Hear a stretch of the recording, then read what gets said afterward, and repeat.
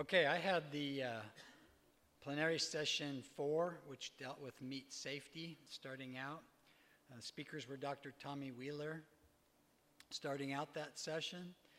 I think Dr. Wheeler demonstrated significant advancements in the United States in the technologies that are used to improve the safety of meat products, particularly at the slaughtering process.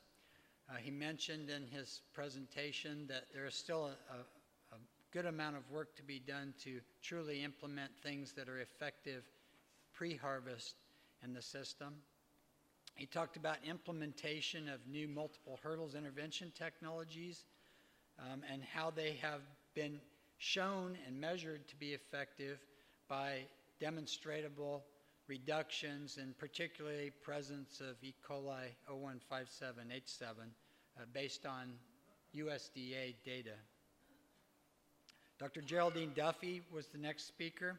I thought that she provided a very thorough outline of the food safety regulatory structure in the EU, and in my view, in doing so, she helped us understand in their system where the emphasis in food safety management needs to be placed. And that's important when you try to focus your resources towards the best systems to address food safety issues. She dealt with species marketing fraud, which you heard again about this morning, and talked about some of the residue issues that they're facing in Europe and how they're implementing programs to try and deal with those issues. And then she talked about VTech genetic diversity not being well understood, particularly in E. coli, and talked about genome differences among V-types, serotypes, and subgroups that could still lead to food safety threats that have not been adequately investigated.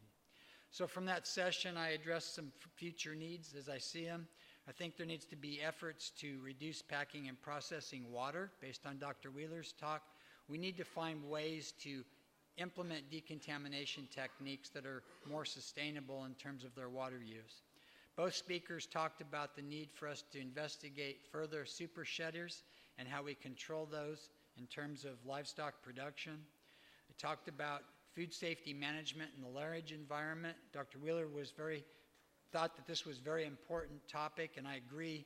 I think it's an area where most of the contamination, cross-contamination occurs in the slaughter and processing system. We need to investigate what to do with the VTECs that contain some or none of the virulence genes that are used for known VTECs. And lastly, we need to have a better understanding of the behavior and control of monophasic Salmonella typhimurium, particularly in European continents. I was also responsible for parallel session 5, meat processing and packaging. The speakers here were Dr. Thomas Lopez, Diana Besnilian, Carolina Rialini, and Gustavo Barbosa Canovas. Dr. Lopez talked about the use of irradiation and that it is still an important opportunity relative to improving food safety, but that we need to do some things to address food safety, to address meat quality issues when the technology is used.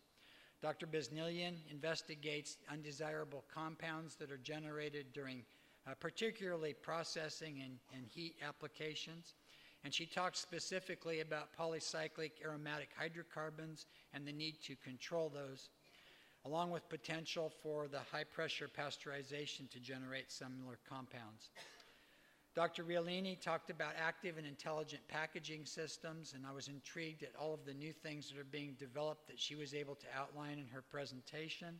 And lastly, Dr. Canovas talked about innovative heat processing and thermal processing technologies that will allow us to sterilize and add value to meat products. Future needs based on that presentation: we need to confirm flavor changes following irradiation and evaluate whether those flavor changes are important to consumers. We need additional knowledge about compounds that are created during various processing technologies. We need to implement more research and development in the area of intelligent packaging.